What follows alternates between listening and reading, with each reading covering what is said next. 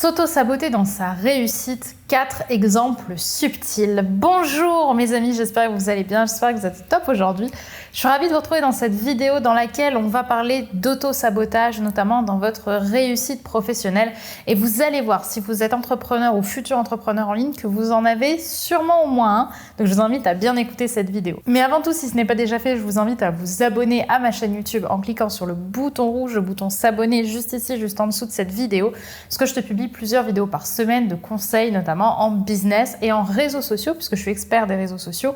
Et si justement ce sujet t'intéresse et que tu as envie de développer ta communauté en ligne sur Instagram ou sur YouTube, je t'invite à télécharger mes formations offertes, notamment ma formation Instagram Underground, tout ce que Instagram ne veut pas que tu saches pour percer sur ce réseau social.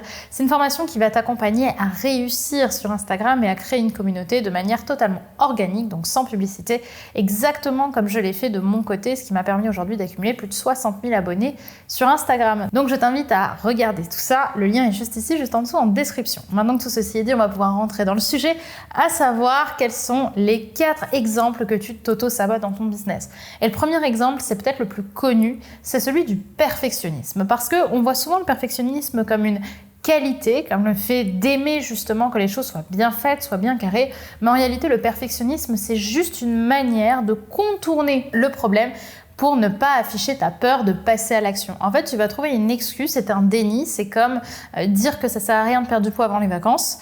C'est exactement la même chose, c'est-à-dire que tu te cherches une excuse toute trouvée pour pas passer à l'action. Et le perfectionnisme, vouloir faire quelque chose de parfait, c'est justement là-dedans, parce qu'en plus de ça, la vidéo, la photo, les images, bref, toute la création de contenu que tu vas faire sur les réseaux sociaux, eh bien, ça sera jamais parfait parce que ce sera quelque chose de toujours objectif. Donc, plus tu vas te plonger dans le perfectionnisme, plus tu vas juste te noyer dans le manque d'action et tu vas jamais vraiment passer à l'action. Comme le disait un de mes mentors, il vaut mieux avancer imparfaitement que rester parfaitement immobile. Et bien ça, je t'invite à complètement te concentrer dedans dans le business parce que il vaut mieux avancer en faisant des erreurs que ne pas avancer du tout parce qu'à ce moment-là, tu vas simplement écouter ta peur et ne pas foncer.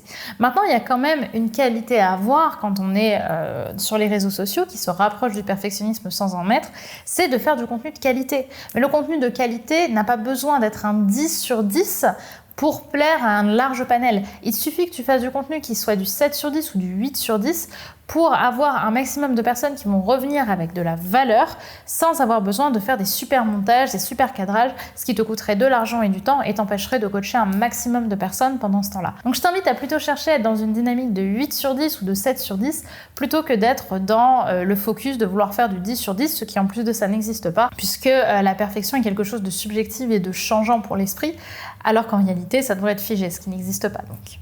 Le deuxième exemple qui montre que tu t'auto-sabotes dans ton business, il est lié à ton entourage. Et ça, on en parle beaucoup moins.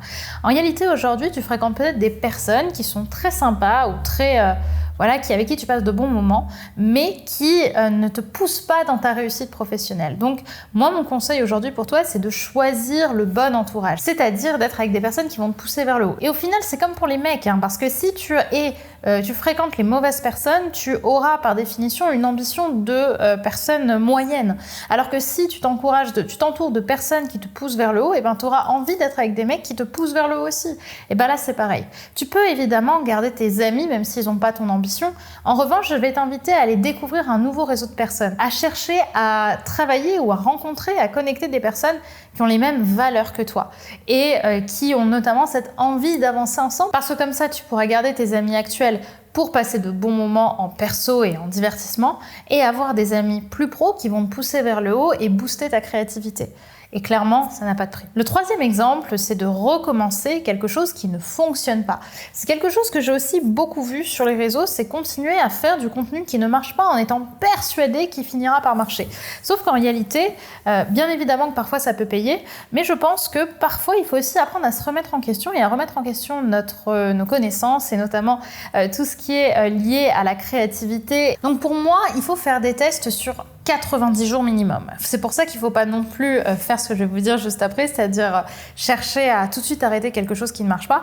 Pour moi, il y a un temps. Mais par contre, si au bout de 180 jours, 200 jours, 1 an, vous voyez que ce que vous faites ne vous apporte pas les résultats que vous voulez, alors à ce moment-là, c'est qu'il y a des choses à remettre en question parce qu'il n'y a pas de raison que ça en marche pour certaines personnes et que ça ne marche pas pour vous. C'est là où ça peut être intéressant pour vous de chercher à vous former ou chercher à avoir un coach pour justement vous accompagner et comprendre ce que vous ne voyez pas, vous, de votre œil très subjectif, faut le dire, pour comprendre ce qui ne marche pas et vous remettre en question parce que c'est quand même quelque chose qui est assez difficile quand on est dans le business.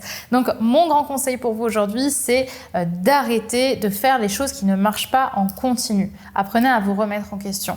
Ce qui est en opposition du coup avec mon 4e conseil qui est l'autre opposé, l'autre extrême, c'est de tout de suite arrêter quelque chose qui ne marche pas dans la semaine. Il faut vraiment comprendre que le business, ça prend du temps. Tout simplement parce qu'il faut laisser à l'algorithme le temps aussi de vous découvrir et de vous mettre en avant.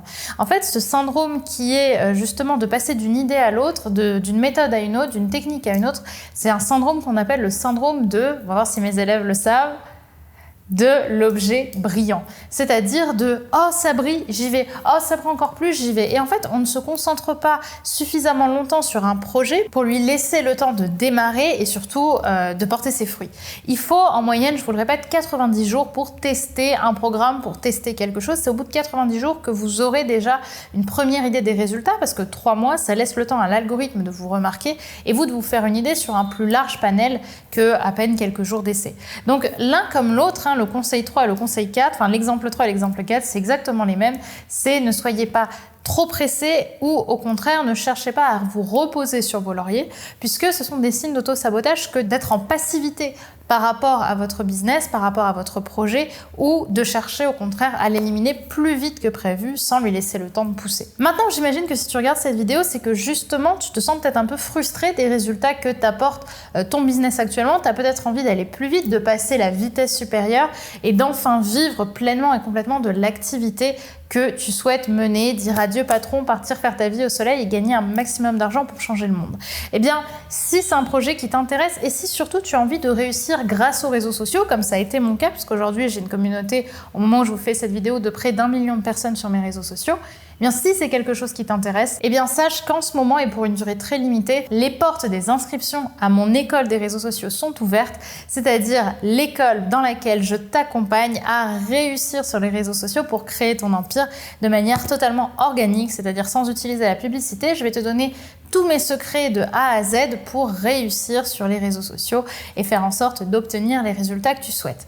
Donc si ça t'intéresse et si tu as envie justement d'avoir cette vie où tu es reconnu pour ton travail, où tu es aussi un petit peu connu grâce aux réseaux sociaux, où tu vas faire du contenu qui va changer le monde, que ce soit sur YouTube ou sur Instagram et développer ta communauté de clients fidèles, alors je t'invite à prendre ton appel avec un membre de mon équipe, parce que je le rappelle, les inscriptions sont ouvertes en ce moment, mais ça ne sera probablement plus le cas dans quelques jours. Donc je t'invite à cliquer sur le lien juste ici, juste en dessous de la vidéo, le lien ici en description, pour prendre rendez-vous avec mon équipe, pour pouvoir parler de ton projet et voir avec ce membre de mon équipe si ce projet est cohérent avec l'idée que tu rejoignes l'école des réseaux sociaux, que tu peux d'ailleurs financer avec ton CPF grâce à notre partenaire. Et donc, tu vas pouvoir utiliser l'école des réseaux sociaux pour accélérer ta réussite tout en ayant des zooms avec moi pour te coacher aussi en tant qu'entrepreneur à succès. Donc, si ça t'intéresse, le lien est évidemment sans engagement pour prendre ton appel avec mon équipe est disponible juste ici, juste en dessous en description. Ils sont adorables et ils sauront te conseiller soit en passant par l'école des réseaux sociaux, soit en te dirigeant vers un autre service, que ce soit de moi ou de quelqu'un d'autre, pour réussir ton projet. En tout cas, c'est tout ce que je te souhaite et je te dis donc à très vite, j'espère, dans l'école des réseaux sociaux. Le lien est juste en dessous. Bye bye.